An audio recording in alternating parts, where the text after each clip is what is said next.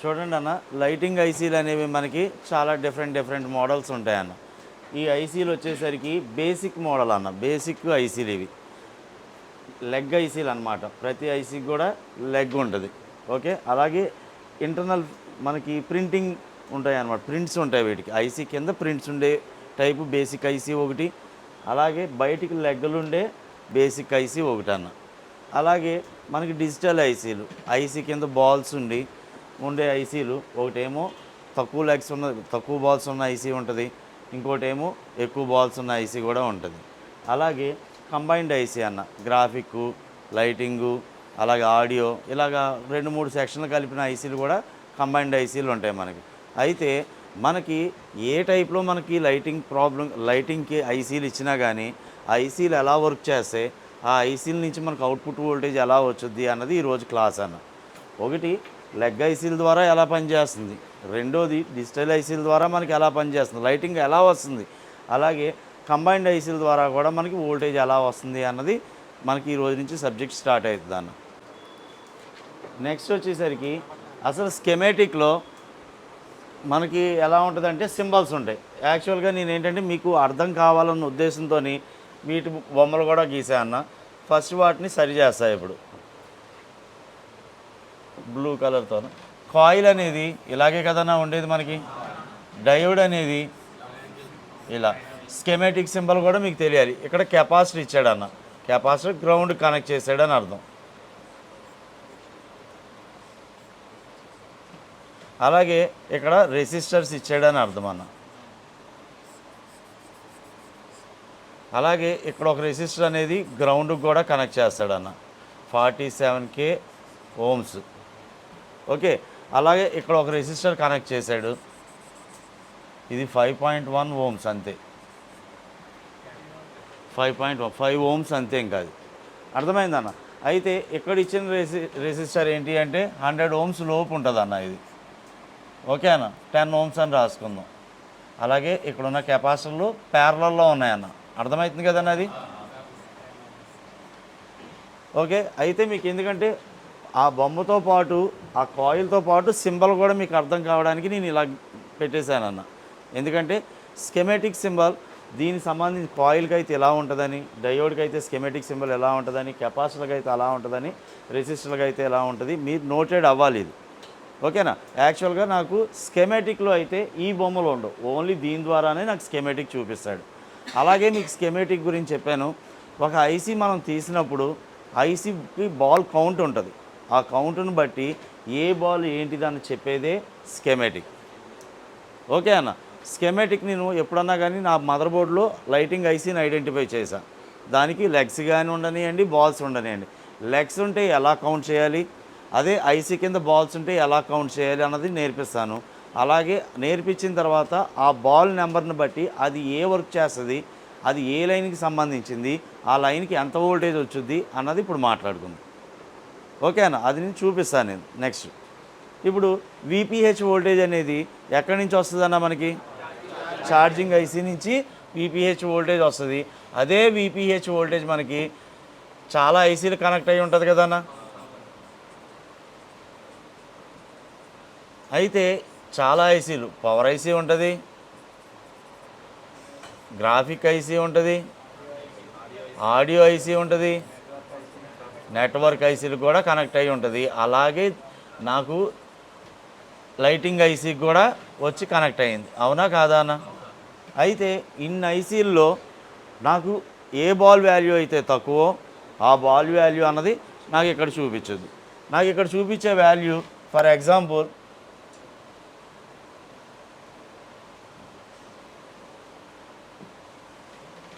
0.380 అనుకుందాం అన్న. ఏ ball value అయితే తక్కువ ఆ బాల్ వాల్యూ నువ్వు బయట చెక్ చేసినా అదే ఉంటుంది, నువ్వు ఐసీ తీసి చెక్ చేసినా అదే వాల్యూ ఉంటుంది అన్న. ఇప్పుడు కాయిల్ ఇటువైపు కనెక్ట్ అయ్యి ఉంది కదన్న, కాబట్టి కాయిల్కి ఇటువైపు ఎంత ఉంటుంది అంటే 0.380 ఉంటుంది అన్న, 0.380 ఉంటుంది. కాయిల్కి రెండో వైపు కూడా సేమ్ వాల్యూ ఉంటుంది, 0.380. ఇక్కడ కూడా నాకు ఎంత ఉంటుంది అన్న, దీని బాల్ వాల్యూ ఎంత అయితే అంత ఉంటుంది. ఎక్కువ ఉంది అనుకోండి, నాకు తక్కువే చూపిస్తుంది కదా, ఎటువైపు తక్కువ ఉందో అది. ఫర్ ఎగ్జాంపుల్ ఈ బాల్ వాల్యూ మనం ఏం చేద్దామంటే 0.600 అనుకుందాం. ఐసీ వేసినప్పుడు ఐసీలో బాల్ ఈ లైన్ కనెక్ట్ అవుతుంది కదా, కనెక్ట్ అయినప్పుడు ఇటువైపు 600 ఉంది, ఇటువైపు 380 ఉంది. మరి రెండు వాల్యూలో ఏ వాల్యూ చూపించుద్దన్న? 380 600లో 380నే చూపించు, తక్కువ వాల్యూ కాబట్టి. మరి డయోడ్కి ఇటువైపు 380 ఉంది అంటే రెండో వైపు ఎంత ఉంటుందన్న? ఎంత అన్న? 0.600 అనుకుందాం ఫర్ ఎగ్జాంపుల్. ఇప్పుడు రెసిస్టర్ అనేది 100 ohms లోపు రెసిస్టర్ లైక్ ఏ ఫ్యూజ్. దీని తర్వాత కూడా నాకు ఎంత జిఆర్ వాల్యూ వస్తుందన్న? 0.600 జిఆర్ వాల్యూ వస్తుంది. అలాగే నాకు ఇక్కడ చూడండి అన్న, డయోడ్ ద్వారా మళ్ళీ ఐసీ కనెక్ట్ అయ్యి ఉంది. ఓకే అన్న, ఇక్కడ నుంచి నాకు వోల్టేజ్, నేను బ్యాటరీ పెట్టంగానే క్లియర్గా చెప్తా చూడండి, నేను బ్యాటరీ పెట్టంగానే నాకు ఏ వోల్టేజ్లు వస్తాయన్న? VBAT voltage, VPH voltage, on off button voltage వస్తుంది. నాకు ఎప్పుడైతే విపిహెచ్ వోల్టేజ్ వచ్చిందో ఆ వోల్టేజ్ ఎంత ఉంటుందన్న? ఇందులో 3.7 to 4.2 వోల్టేజ్ వచ్చింది అంటే ఈ లైన్ బయటే ఉంటుంది కదన్న, లోనికి వెళ్దు. ఎప్పుడు ఇక్కడ మళ్ళీ నా కాయిల్ కనెక్ట్ అయ్యి ఉంది, మరి ఇక్కడ ఎంత ఉంటుందన్న? 3.7 to 4.2 ఉంటుంది. మరి కాయిల్కి ఇటువైపు ఇదే లైన్ కదా, ఇటువైపు ఇంత ఉంది అంటే అటువైపు ఎంత ఉంటుందన్న? నేను సెట్ ఆన్ చేయాలి, ఓన్లీ బ్యాటరీనే పెట్టా. 3.7 to 4.2నే ఉంటుంది. మరి ఇటువైపు 3.7 to 4.2 వచ్చిందంటే డయోడ్కి అటువైపు ఎంత ఉంటుందన్న? సేమ్ వోల్టేజే, ఏసీని డీసీగా మార్చుతుంది అంతే. ఎంత ఉంటుందన్న? 3.7 to 4.2. అంటే ఇప్పుడు నేను సెట్ ఆన్ చేయకుండా నేను ఓన్లీ బ్యాటరీ పెట్టంగానే ఈ లైన్కి నాకు వోల్టేజ్ వస్తుందా రావట్లేదా? ఈ వోల్టేజ్ ఎక్కడికి వెళ్తుంది అంటే డిస్ప్లే కనెక్టర్కి వెళ్తుందన్న. ఈ వోల్టేజ్ ఎక్కడికి వెళ్తుందన్న? డిస్ప్లే కనెక్టర్కి వెళ్తుంది. ఈ వోల్టేజ్ యానోడ్ వోల్టేజ్ అనేది పాజిటివ్ అన్న, లైట్లకి వెళ్ళే పాజిటివ్ వోల్టేజ్. అర్థమైందన్న? నేను బ్యాటరీ పెట్టంగానే డిస్ప్లే కనెక్టర్కి పాజిటివ్ లైన్ ద్వారా నాకు 3.7 to 4.2 వోల్టేజ్ వెళ్ళిపోతుంది. కాబట్టి నువ్వు బ్యాటరీ ఉండగా డిస్ప్లేలు మారుస్తున్నప్పుడు మీకు లైటింగ్ అనేది పిన్ టు పిన్ కూర్చోబెట్టరు కాబట్టి పక్క పిన్కి టచ్ అయ్యి కదా కూర్చుంటుంది. ఎప్పుడైతే షార్ట్ అయిందో ఇక్కడున్న రెసిస్టర్ ఇచ్చాడు కాబట్టి రెసిస్టర్ అన్నది ఓపెన్ అయిపోయింది. ఇక్కడ డ్యామేజ్ అయ్యేది రెసిస్టర్ మాత్రమే. ఇది కాకుండా డైరెక్ట్గా ఇచ్చాడు అనుకోండి, నాకు ఐసీ డ్యామేజ్ అయ్యే ఛాన్స్ ఉంది కాబట్టి నాకు చివర్లోని ఫ్యూజులు ఇస్తున్నాడు. అయితే కాయిల్ని రెసిస్టర్ సైజులో ఇచ్చేదాన్ని ఎఫ్ఎల్ అంటాం, అది ఫ్యూజ్లా పనిచేస్తుంది. అలాగే రెసిస్టర్ ఏదైతే ఒకటే లైన్లో ఉండి 100 ohms లోపు ఉంటుందో అది కూడా నాకు ఫ్యూజ్ లాగే పనిచేస్తుంది. కాబట్టి కనెక్టర్కి దగ్గరలోనే ఉంటాయి ఎప్పుడు కూడా ఎఫ్ఎల్స్ కానీ ఇలాంటి 100 ohms రెసిస్టర్లు కానీ. ఇది ఫిక్స్ అయిపోండి అన్న. ఓకేనా? నెక్స్ట్ ఇప్పుడు ఓన్లీ నువ్వు బ్యాటరీ పెడితే 3.7 to 4.2 వోల్టేజ్ వెళ్ళింది కాబట్టి మీరు బ్యాటరీ ఉండగా ఎప్పుడు కూడా డిస్ప్లేలు మార్చవద్దు. ఇది ఫస్ట్ పాయింట్. రెండో పాయింట్, మరి నాకు లైట్లు ఎలగాలి అంటే డిస్ప్లే పెట్టినప్పుడు లైట్లు ఎలగాలి అంటే నాకు కావాల్సిన వోల్టేజ్ మోడల్ని బట్టి 16 వోల్టేజ్ నుంచి 38 వోల్టేజ్ కావాలి. తక్కువ లైట్లు ఉన్నాయంటే 16 వోల్టేజ్, దానికంటే కొన్ని ఎక్కువ లైట్లు ఉన్నాయంటే 22 వోల్టేజ్, దానికంటే ఎక్కువ ఉన్నాయంటే 28, ట్యాబ్లు ఉన్నాయి 38 వోల్టేజ్ వరకు కావాలి. ఆ వోల్టేజ్ని బట్టి ఈ ఐసీని తయారు చేస్తాడు.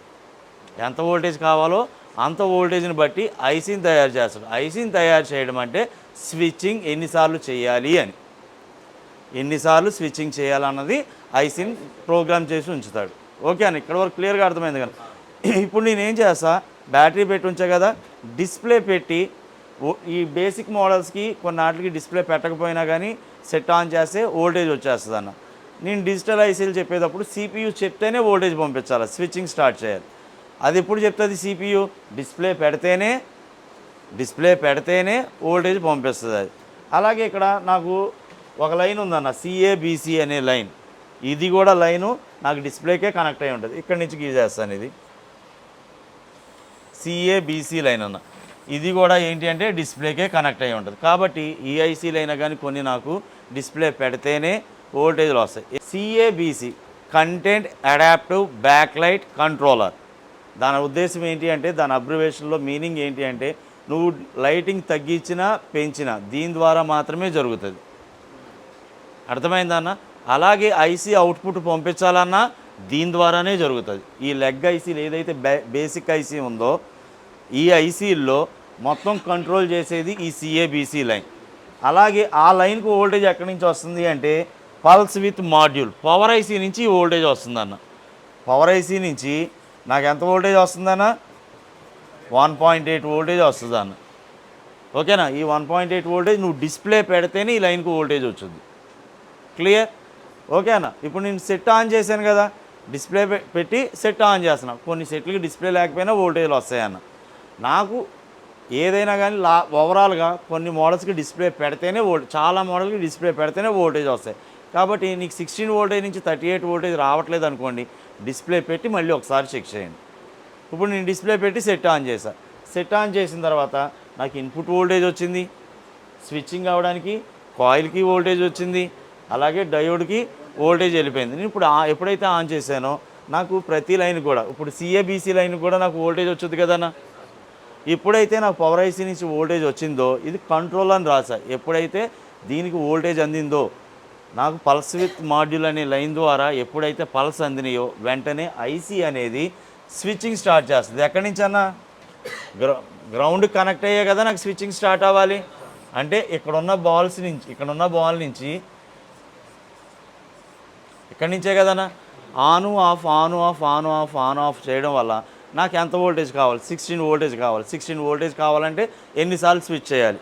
దీని ద్వారా నాకు ఎప్పుడైతే వోల్టేజ్ అందిందో ఐసీ అనేది అప్పుడు స్విచ్చింగ్ స్టార్ట్ చేస్తుంది అన్నది గుర్తుంచుకోండి. ఎప్పుడైతే నాకు ఈ పల్స్ అందినాయో వెంటనే ఇది స్విచ్చింగ్ ఎన్నిసార్లు చేయాలన్నది డిజైన్ చేసి ఉంటుంది. ఎంత వోల్టేజ్ కావాలో అన్నిసార్లు స్విచ్చింగ్ చేస్తుంది. ఎప్పుడైతే స్విచ్చింగ్ చేసిందో ఇప్పుడు ఈ కాయిల్లో నాకు నెగిటివ్ పల్స్తో పాటు పాజిటివ్ పల్స్ కూడా స్టోర్ అయినాయి కదనా. ఎప్పుడైతే స్విచ్చింగ్ ఆన్ అవుతుందో నాకు హై యాంపియర్ నాకు సేవ్ చేసుకుంది.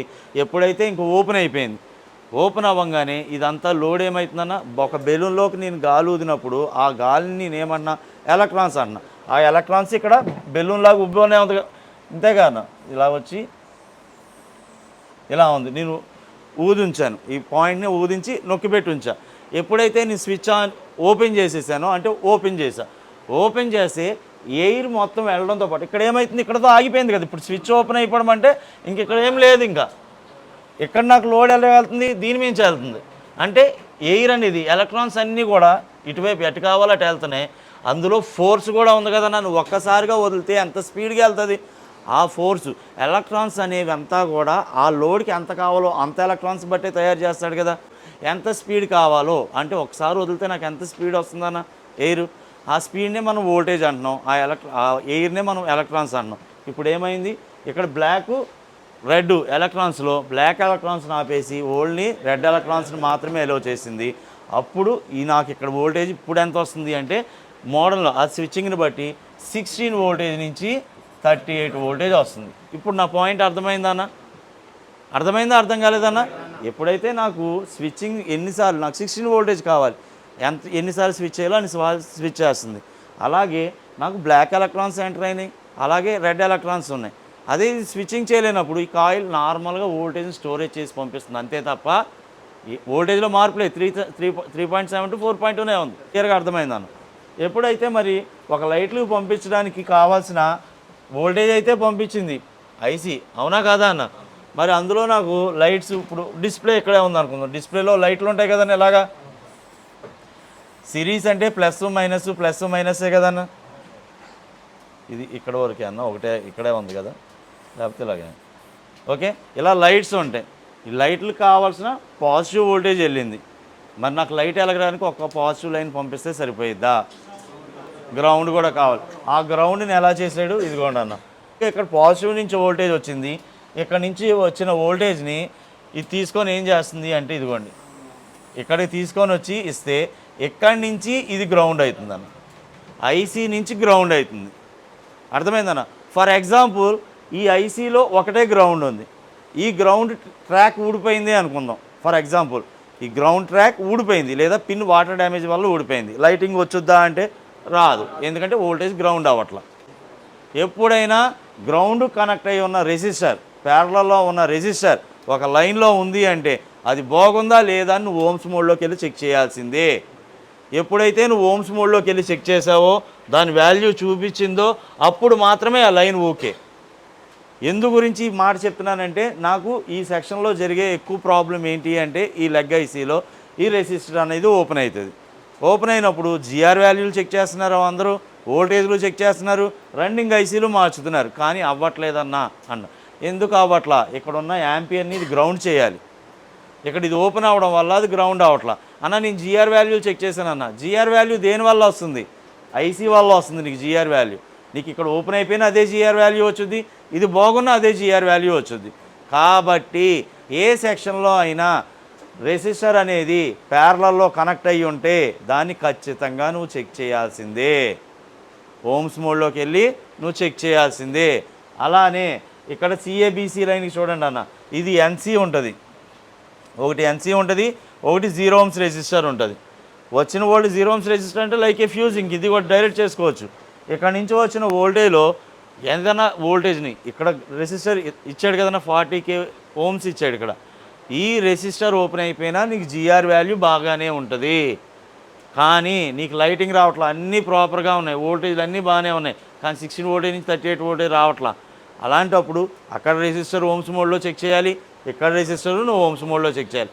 నువ్వు ఈ ప్యారలల్లో ఏదైతే రెసిస్టర్ ఇచ్చాడో ఇక నుంచి ఏ సెక్షన్లో అయినా ఖచ్చితంగా నువ్వు ఆ రెసిస్టర్ని ఓమ్స్ మోడ్లో చెక్ చేయాల్సిందే ఫస్ట్. అలాగే మరి నాకు ఇక్కడ నుంచి జిఆర్ వాల్యూ ఎంత వచ్చిందన్న 0.600.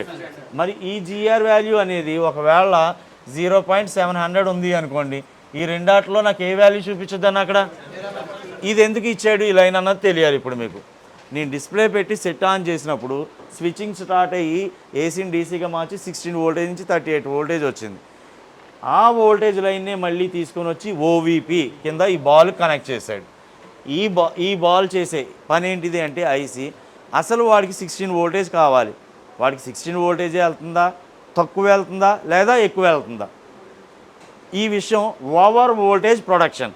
ఒకవేళ 16 వోల్టేజ్ కంటే ఎక్కువ వెళ్ళినట్టయితే మళ్ళీ ఫర్ సపోజ్ ఈ లైన్కి 16 వోల్టేజ్ కావాలి, 18 వోల్టేజ్ వస్తుందని తెలుస్తుంది, 18 వోల్టేజ్ వస్తుంది ఎమ్మన్నే అది ఐసీకి తెలుస్తుంది. ఎప్పుడైతే 18 వోల్టేజ్ వస్తుందని ఐసీకి తెలిసిందో అప్పుడు ఇదేం చేస్తుంది, స్విచ్చింగ్ని తగ్గిస్తుంది. కంట్రోల్ చేయడానికి, స్విచ్చింగ్ కంట్రోల్ చేయడానికి ఈ ఓవీపీ లైన్ అనేది యూజ్ అవుతుంది.